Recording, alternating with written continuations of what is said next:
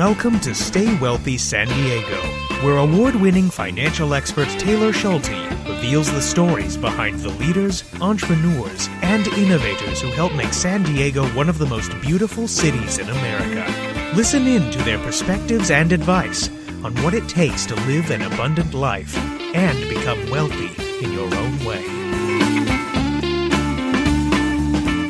This podcast is for informational and entertainment purposes only and should not be relied upon as a basis for investment decisions. This podcast is not engaged in rendering legal, financial, or other professional services. Hey everyone, thank you as always for tuning in. Last week, I had the opportunity to join one of the top retirement podcasts on iTunes called Retirement Starts Today Radio. It's hosted by a good friend of mine named Ben Brandt, and we just had a really good discussion on the recent stock market volatility and how to think about investing for retirement and income, or just investing at all during these turbulent times. I thought we had a really good discussion. I enjoyed some of Ben's perspectives and pushed back on some of my philosophies. Really enjoyed the chat and thought I'd re-air that episode here today. And I hope you enjoy. All right, this episode has been a long time in the making, but it's my pleasure to introduce a good friend of mine. He's got the first name of a San Diegan and the last name of a North Dakotan, and it's Taylor Schulte. Welcome to the program. Ben, thanks so much for having me. So, Taylor, you are a fiduciary financial advisor just like I am. You manage financial plans and retirement plans and portfolios for your clients. We have had one heck of a month in the markets. What should we do about it? Yeah, let's dive into this. It's been an exciting few weeks. I think there's a lot of lessons that we can pull from this. I think there's a lot of things that we can do to improve our current financial situations and make sure we're prepared for when that next major event happens. So, yeah, a few weeks ago, we kind of went into correction territory, and some people call a correction a drop of 5 to 10% in the market. And this is completely normal, right? I mean, this happens on average once a year. What wasn't normal was the speed in which it happened, right? It happened really fast. And I saw a stat that said it was the first time in history where we went from making a new high to being down 10% in 9 days. So the speed at which it happened was not normal, but these types of things are completely normal. So I think it was just a good reminder that these things happen. Sometimes they happen really quickly, and we need to know how to properly react. I agree. There's really no such thing as a perfect correction, but if there is such thing as a perfect correction, I would say that this is it, right? Almost immediate snap down of 10 to 13% across different indices. And then now, we're recording this the second week of February, so these could be famous last words, of course, but we've built back 60-something, 70-something% of those losses already. So a snap down and a snap back up and sort of snapping us out of our complacency. So I think now is a really good time to reevaluate what your own individual personal risk tolerance is. What sort of conversations are you having around that topic with your clients, Taylor? We met with a client yesterday and we had this exact conversation, and we talked about exactly what you just said. And my question was how did you feel when the market dropped that quickly and that severely? How did you feel? Like, what was going through your head?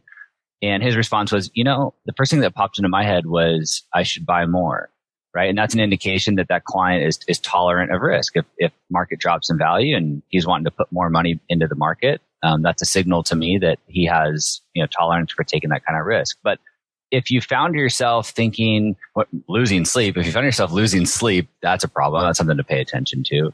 If you found yourself panicking or wanting to change your risk profile or take money out of the market, those are signs that maybe you're in a portfolio that's too aggressive for you, or maybe you just don't quite understand the portfolio that you're in. So like you said, I think now is a really, really, really good time to make sure that you're in the right portfolio.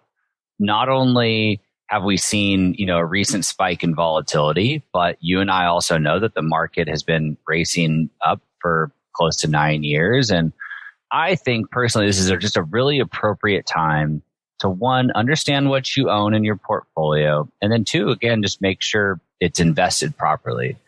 I'm going to share an analogy with you. Sometimes we talk about stocks and bonds, clients' eyes glaze over. So most of us own real estate or own a house or have owned a house. And I think about it like this. If your house dropped in value by 20, 30%, are you going to race out and hire a realtor to put your house up for sale and sell it after it's dropped in value by 20 or 30%? Like, probably not. You're probably going to hunker down, maybe cut some expenses, stay committed to owning that house. And when prices come back up again, then you might reevaluate your situation and say, okay, should we sell this house? Should we downsize? Are we comfortable? And then you can start to have those decisions. So to me, that's kind of where we're at today. We're, hitting all-time highs. Everyone's making money and it's all great. But now is the time to make sure, hey, if we went through an event like this, let's just make sure that we're not going to run out on the streets and put our portfolios up for sale after they drop by 20 or 30%, because that's a losing game. Continuing on with this house analogy and keeping in mind that our listeners and many of your clients and mine are pre-retirees, baby boomers, we wouldn't put our house up for sale because we know we're not moving anytime soon. But when we think about our retirement portfolio, we might need to access that money soon if we are close to retirement. How does that change the decisions that we need to be making? We put the question out to the email list, what are you worried about and what's keeping you up at night with this market volatility? And a couple of people responded that is now the right time to cash out my portfolio and maybe buy an annuity or try to catch this top tick of the market and then remove all of the risk or all of the portfolio risk from my investments. How does that change when we are getting close to needing this money? Well, I guess the first thing I'll say is you can't time the market. It's impossible. Look, like I said, the market's been racing up for almost 9 years. Could it keep going for another 9 years? Absolutely. That's definitely a possibility. We're buying a house right now and real estate out here in Southern California has been exploding, and I kind of caught myself in the same predicament. And I told my wife, I'm like, man, maybe we should just wait for real estate to kind of take a breather and come back down. And then I caught myself. I'm like, wait a second, who says real estate has to drop?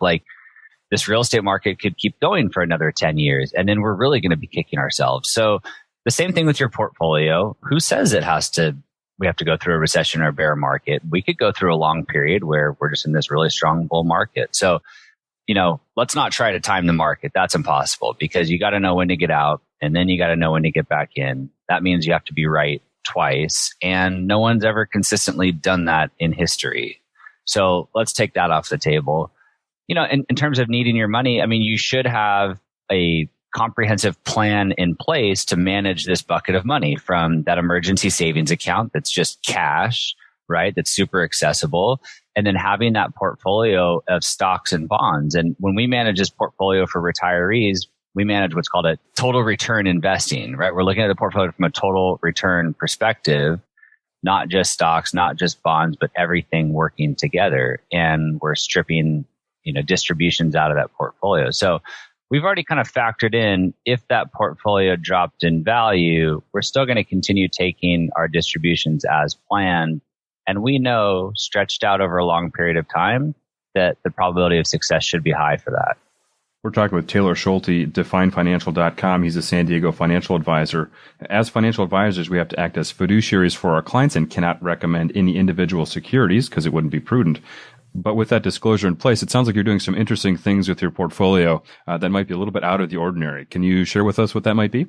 Yeah, I don't know if you want to call it out of the ordinary or just really, really simple and boring. But yeah, maybe that is out of the ordinary. When we look at a portfolio, we break it up into two chunks. We have our stocks and our bonds. And internally, we call this our aggressive portfolio and our boring portfolio. And clients have a mix of each of these.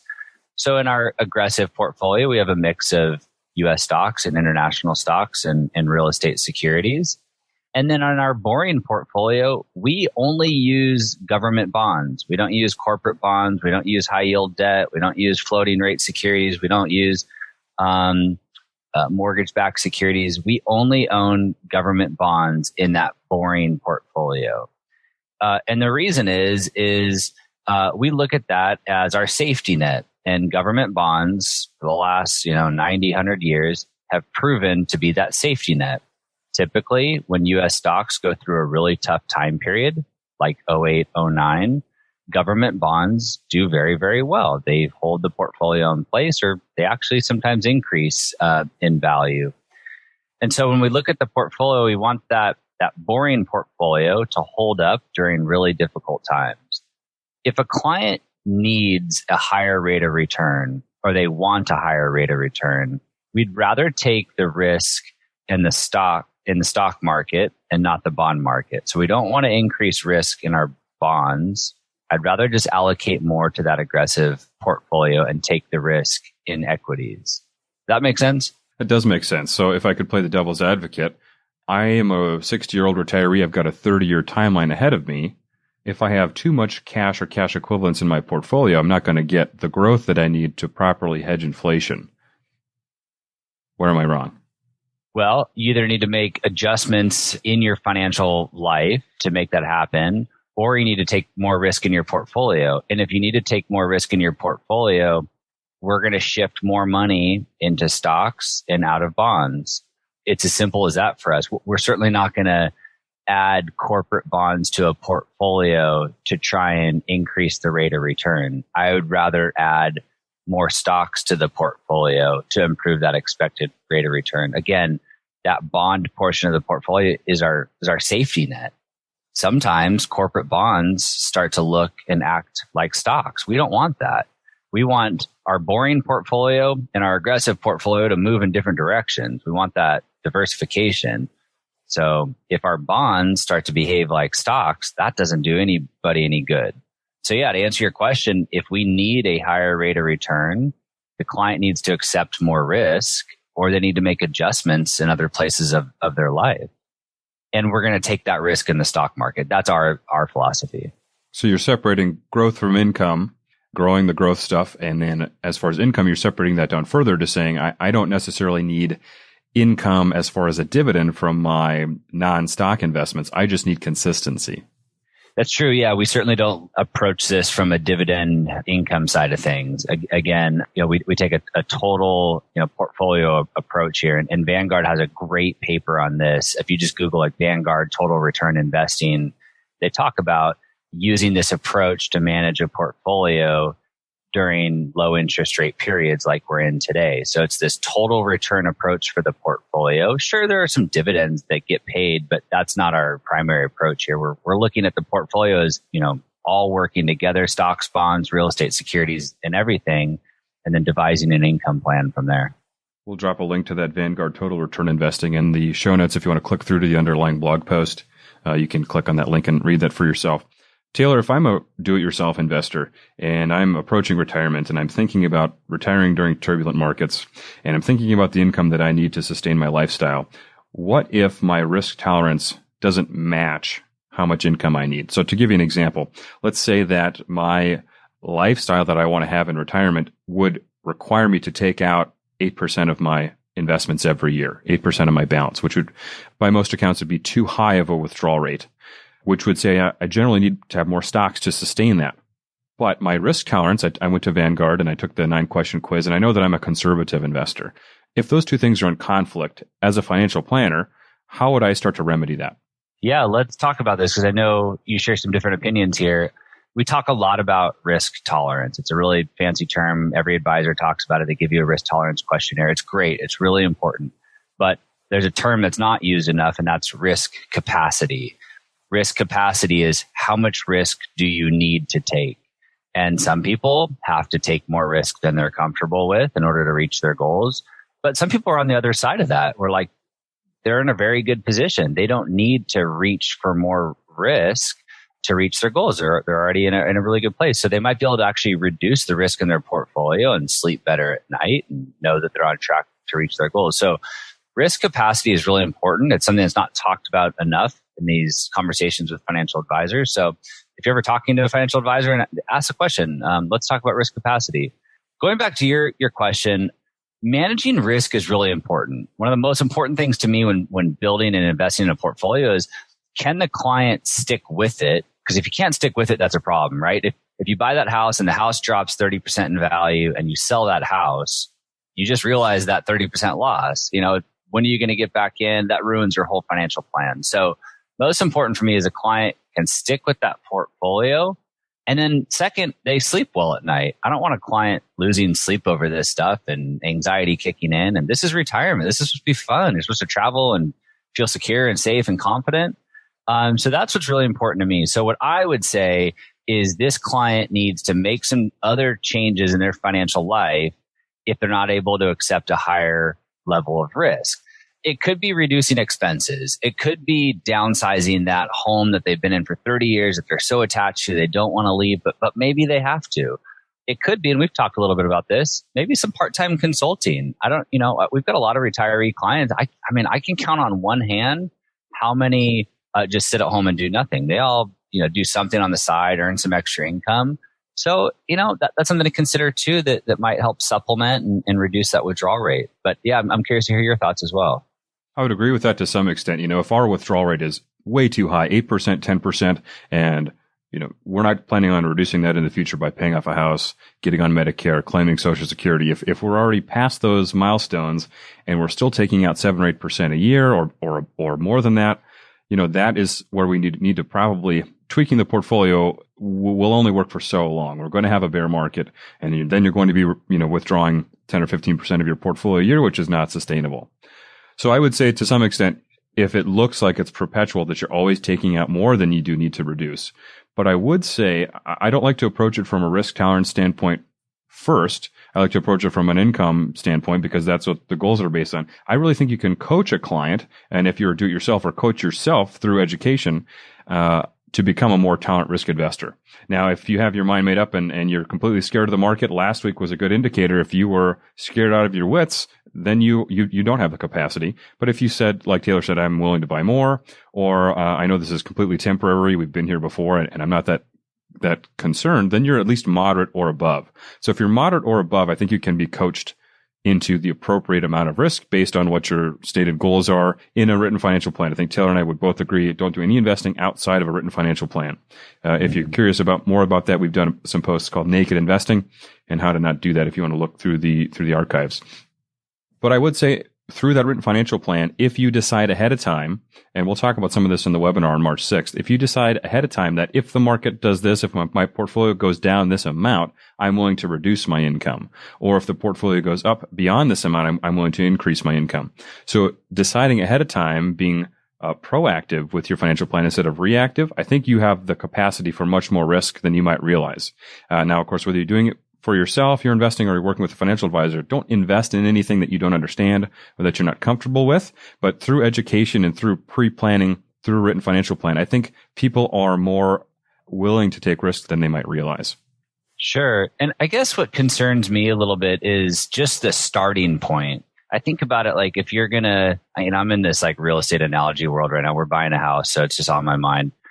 If you're hiring a contractor to remodel your house, what's the one thing everybody says? It's never done on time and it never comes in on budget, right? It always costs more. And so I think what concerns me a little bit about handling this is the starting point. If a client is just out of the gates already needing a 7 or 8% withdrawal rate, like we're already way outside, a reasonable scope here.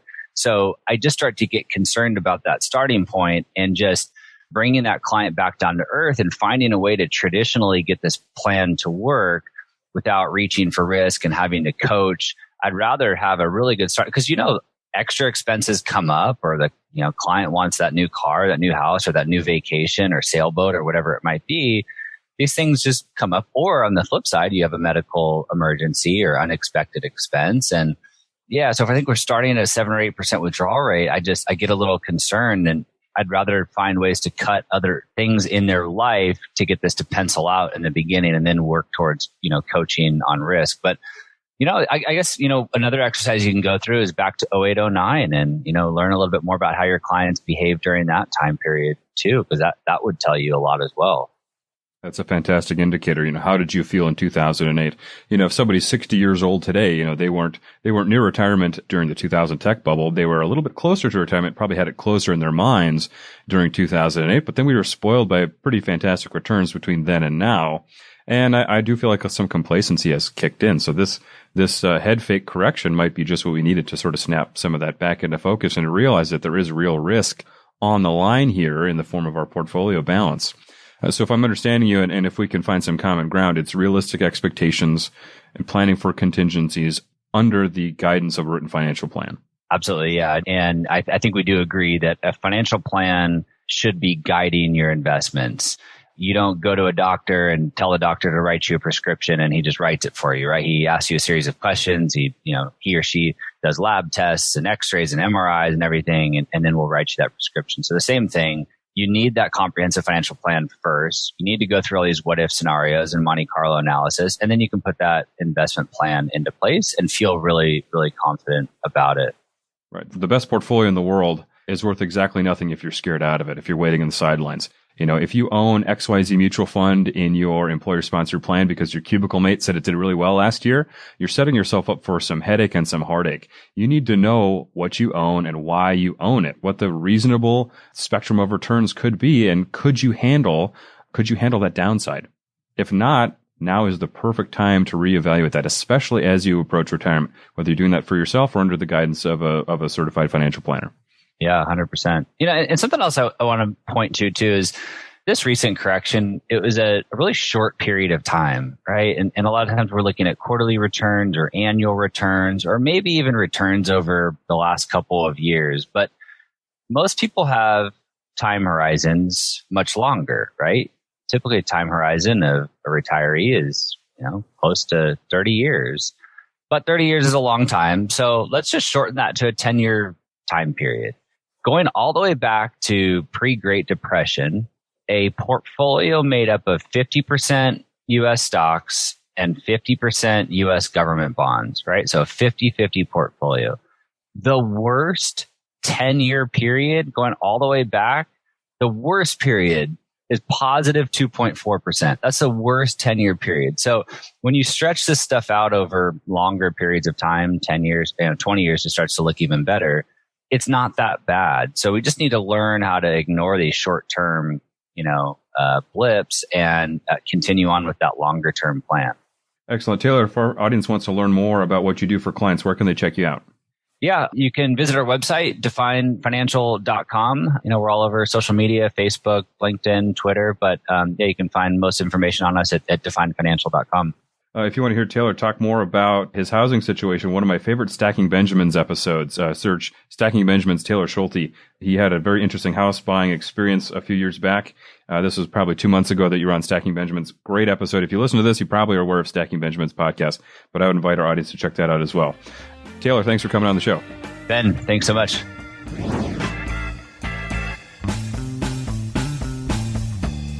Make every year better than the one before.